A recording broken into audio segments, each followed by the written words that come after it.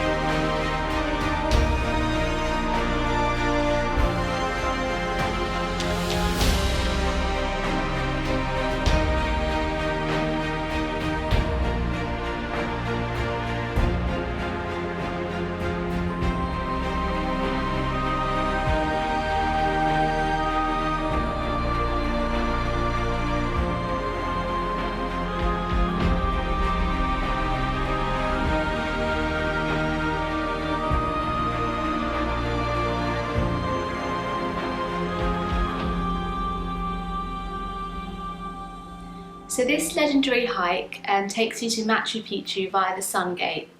It takes 4 days and at 40 kilometers is shorter than expected, but a lot of it is up steep, narrow paths at altitude.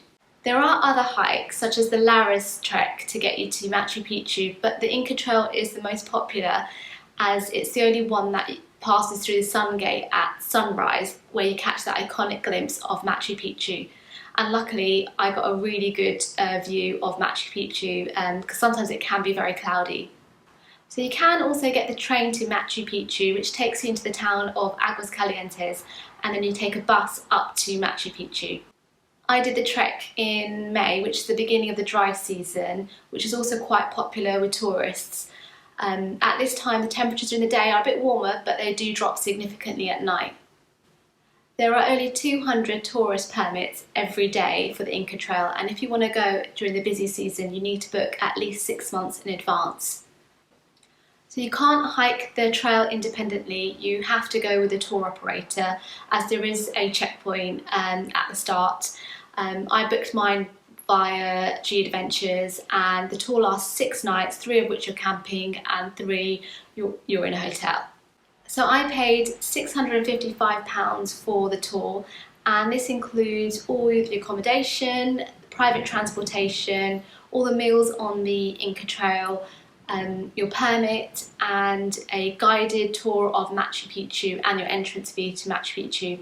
It also includes a support team of guides, chefs and porters. But the best thing is you get to visit local communities and projects in the Sacred Valley that G Adventures support.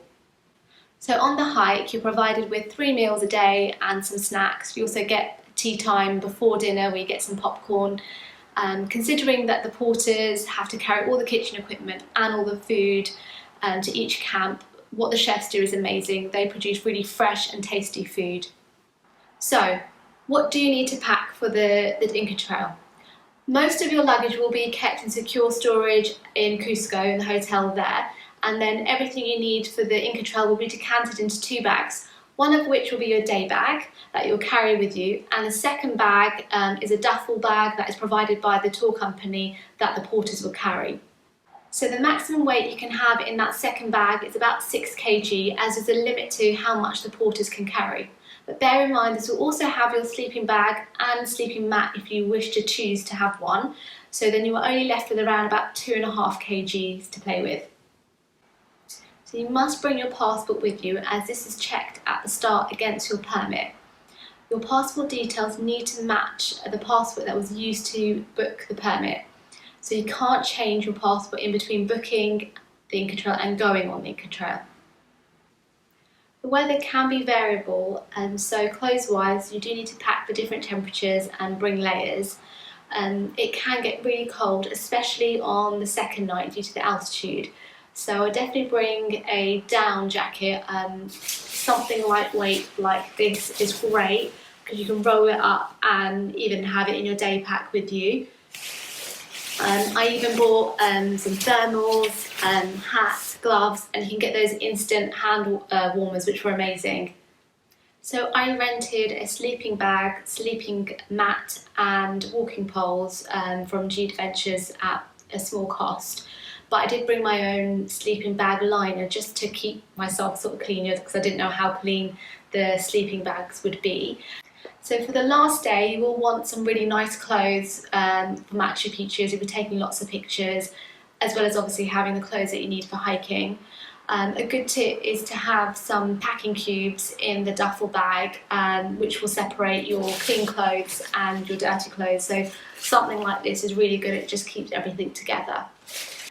I did intend to take with me a sleeping pillow, but I ended up leaving it in Cusco because I just didn't have enough weight allowance in that second bag. So I just ended up using a couple of jumpers as a pillow, which was sufficient for me. Having a waterproof jacket is really useful because it does tend to rain, or you can even buy a poncho, which I got from Cusco, which was really cheap. But yeah, definitely bring something that will just keep you dry. I'd heard the showers weren't the cleanest, so I wasn't expecting to take a shower, so I did bring lots of wet wipes with me, and I did bring a microfiber towel with me as well, which is really light and dries very quickly. This was quite useful when you're washing your face in the morning, because the porters would bring a bucket of hot water so you can freshen up in the morning. Flip-flops aren't a necessity, but I would suggest you bring them if you've got space, because it's really nice to just air your feet out after hiking all day in your walking boots. So a power bank is a must to charge your electricals, such as cameras and phones, as there isn't a power supply there. A good tip is to put your phone on aeroplane mode, because that will conserve energy. Another tip I was given, I don't know if this is true or not, but it's best to sleep with your electronics in your sleeping bag, because the cold temperatures can deplete the energy stores of the electricals apparently. The day pack is what you will carry with you during the day. I took this bag with me, which was more than big enough. It's about 25 litres. In this you will have your hand sanitizer, tissues, bug spray, sunglasses, sunscreen, your waterproofs. I also had like a waterproof cover for my bag, which is great. So it just folds into it and it's quite lightweight. I also had my water bottle. I like the Chili's water bottle because it sort of keeps everything cold or hot if you do have hot things in there. And you are given water, so you can refill water every day. Your first aid kit is also a must, you should carry that with you. In it you'll have your blister plasters, normal plasters, painkillers, rehydration meds and diarrhea meds as well. Some people, if they were taking Diamox for the altitude, obviously you'll have that with you as well. And another great tip is to bring some snacks with you, such as energy bars or nuts. They do give you some snacks as well, but it's good to have your own supply just in case you get really hungry. So that is a roundup of everything I think you need for the INCA Trail. I will link everything in the description box, and if there are any questions, please leave them below and I'll answer them as soon as I can. If you do decide to hike the INCA Trail, I hope you have a fantastic time. It is an amazing, unforgettable experience and I'm so glad I did it. I hope you liked my video, and don't forget to subscribe and like, and I'll hopefully see you in the next one.